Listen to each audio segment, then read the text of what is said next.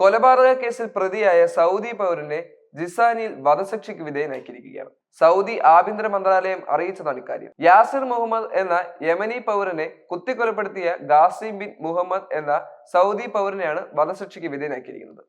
വിചാരണയ്ക്കൊടുവിൽ പ്രതിക്ക് വധശിക്ഷ വിധിച്ച പ്രത്യേക കോടതി വിധിയെ ഉത്കണ്ഠ കോടതികൾ ശരിവെച്ചതിനെ തുടർന്ന് ശിക്ഷ നടപ്പാക്കാൻ സൗദി റോയൽ കോർട്ട് ഉത്തരവിടുകയും വധശിക്ഷ നടപ്പാക്കുകയും ചെയ്തതായി മന്ത്രാലയം വ്യക്തമാക്കുകയും ചെയ്തു.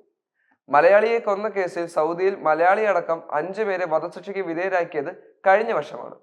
ഒരു മലയാളിയെയും 4 സൗദി പൗരന്മാരെയുമാണ് വധശിക്ഷയ്ക്ക് വിധേയരാക്കിയത്.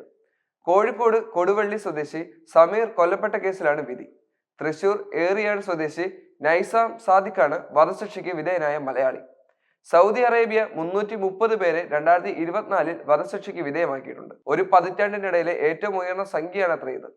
കൊലപാതക കേസുകളിൽ ഒഴികെയുള്ള കേസുകളിൽ വധശിക്ഷ നൽകുന്നത് ഒഴിവാക്കുമെന്ന് സൗദി കിരീടാവകാശി മുഹമ്മദ് ബിൻ സൽമാൻ രാജകുമാരൻ 2 വർഷം മുമ്പ് വാഗ്ദാനം ചെയ്തിരുന്നുവെങ്കിലും അത് പാലിക്കപ്പെട്ടിട്ടില്ലെന്ന് മനുഷ്യാവകാശ സംഘടനകളുടെ കണക്കുകൾ സൂചിപ്പിക്കുന്നു.